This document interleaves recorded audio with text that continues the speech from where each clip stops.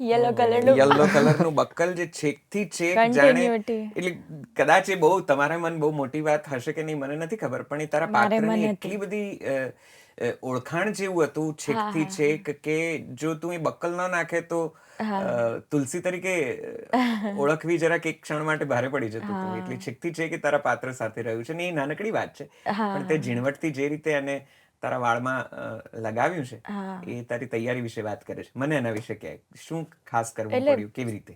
Start બક્કલથી actually એટલે કરું કારણ કે હું પહોંચી ને જુનાગઢ, એટલે આ લોકો 1 વીકથી ગયા હતા.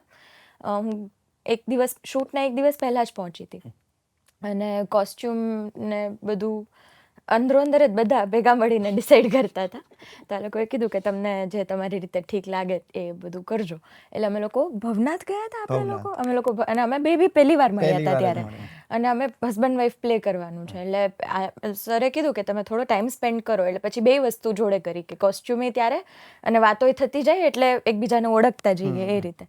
એટલે ત્યારે એને મને એક પાયલ સિલેક્ટ કરીને આપી કે આપણે એવું રાખીએ કે કદાચ આ પાયલ મેં તને આપી હશે, ગિફ્ટ કરી હશે. એટલે એ ત્યારે થયું. અને મારા મગજમાં એવું હતું કે હેરમાં છે ને કંઈક અલગ કરવું છે આમાં, કારણ કે મને એવું લાગતું હતું કે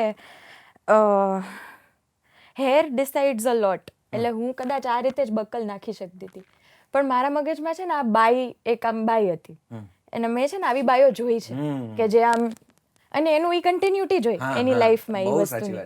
એટલે એ યલો બક્કલ એ રીતે લીધું હતું ત્યારે. આઈ એમ ગ્લેડ તમે આજે કીધું.